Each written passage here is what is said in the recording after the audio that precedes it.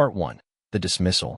The day it all began, Jameson Blackwell walked into the gleaming lobby of Linden Tech Solutions wearing a tailored charcoal cashmere sweater, handcrafted Italian leather shoes, and an expression of quiet focus.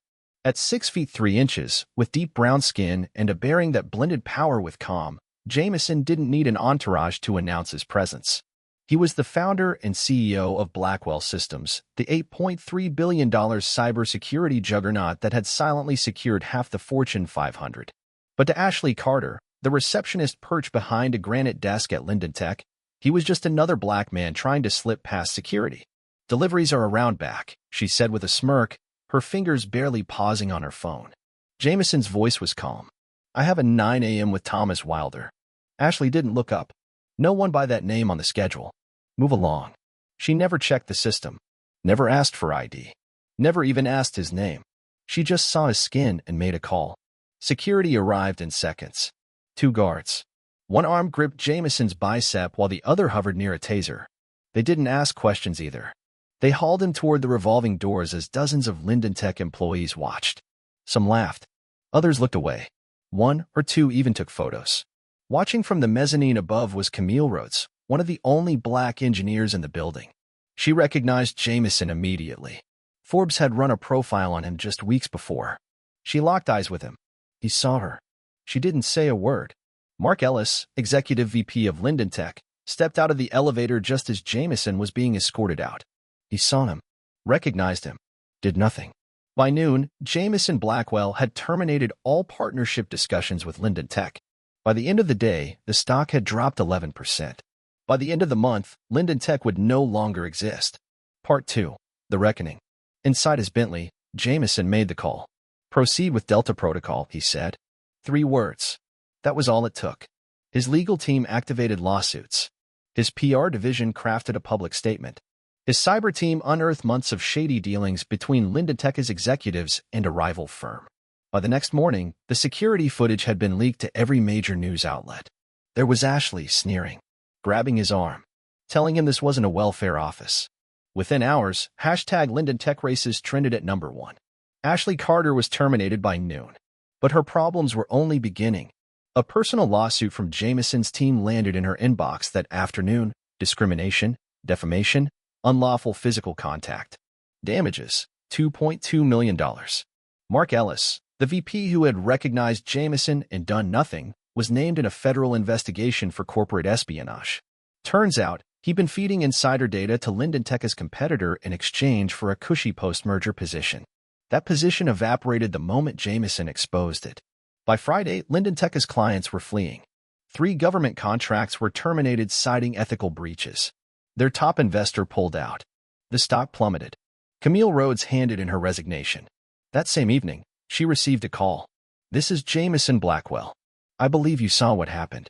She froze. "Yes, sir. I did. I wanted to speak up. You didn't. But you will. Tomorrow. 8 a.m. Emerson Hotel. Breakfast. Bring your ideas." She did. Part 3. The Transformation. 3 weeks later, Linden Tech filed for bankruptcy. Jameson Blackwell quietly acquired the building.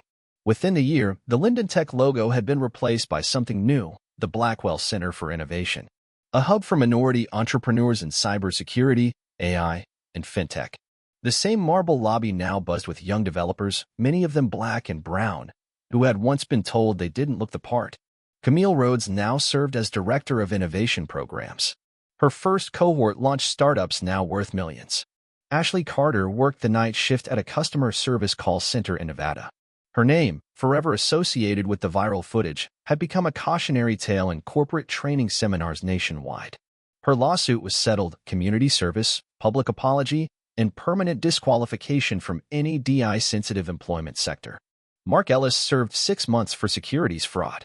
Upon release, he attempted to relaunch his career in Arizona. He failed.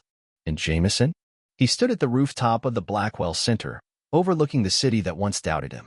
He had built an empire, not out of revenge, but out of consequence. The industry now understood. Disrespect was expensive. And the underestimated? They always deliver the final word. 1 year had passed since the seismic collapse of Brightwell Enterprises. The tech world still referenced the incident as a cautionary tale whispered in boardrooms and business schools across the country. But for Xavier Cole, it had always been about something more than just corporate comeuppance. It was about reshaping the future.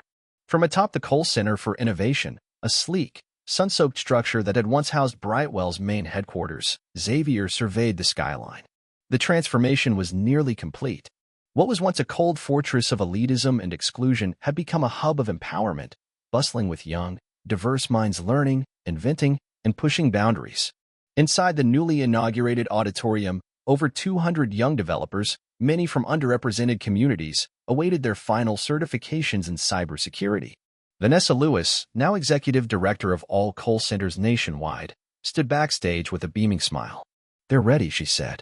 "More than ready," Xavier replied. "They're the future." He stepped on stage to thunderous applause. The room went quiet as he took the mic, his presence commanding yet grounded. A year ago, Xavier began, this building stood for something very different. It was a symbol of status, but not substance.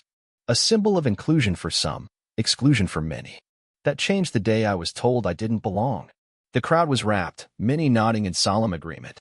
I was disrespected not for my ideas, not for my intentions, but for my appearance. And that moment, humiliating as it was, gave birth to something better. Because when a door shuts, sometimes it's not meant to be reopened. It's meant to be rebuilt. He gestured to the audience. "You are that rebuild." The applause that followed was deafening. Later that evening, Xavier stood with Vanessa on the rooftop garden of the Cole Center, watching the sun sink behind the skyline. He held his phone loosely at his side. A new message had come in, confirmation that the Cole Centers were expanding to Atlanta, Chicago, and Seattle. "They doubted you," Vanessa said. "They underestimated what you'd do." "They still do," Xavier replied. "And that's their mistake." Meanwhile, far from the lights and energy of innovation, Ashley Monroe sat in a dimly lit call center outside Green Valley. Her headset buzzed with another angry customer. The once confident receptionist was now just another night shift voice, tired and unseen. Her social media profiles were gone. Her name had become a cautionary tale. Mark Reynolds, too, had faded from public memory. After pleading guilty to reduced charges of corporate espionage and wire fraud, he served time in a low-security federal facility. His efforts to rebuild in Arizona had stalled. No one in tech would touch him. His name was still associated with the largest corporate implosion of the decade. Richard Lawson sold his vacation home in Colorado to cover legal expenses. Last anyone heard, he was teaching business ethics at a community college in rural Oregon, an irony not lost on anyone. The industry had shifted. Boardrooms now demanded diversity accountability reports. Reception staff across Silicon Valley were retrained on unconscious bias. And at the center of it all was Xavier Cole, not as a vengeful figure, but as an architect of consequence. One final scene played out weeks later at the National Technology Policy Forum in Washington, D.C., where Xavier stood before lawmakers and CEOs. "I'm not here to ask for change," he declared. "I'm here to demand it.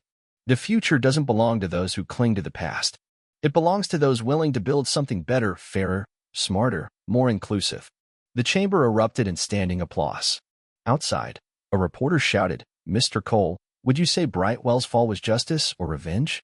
Xavier paused, looking the reporter in the eye. "It was accountability," he said. "And we need more of it."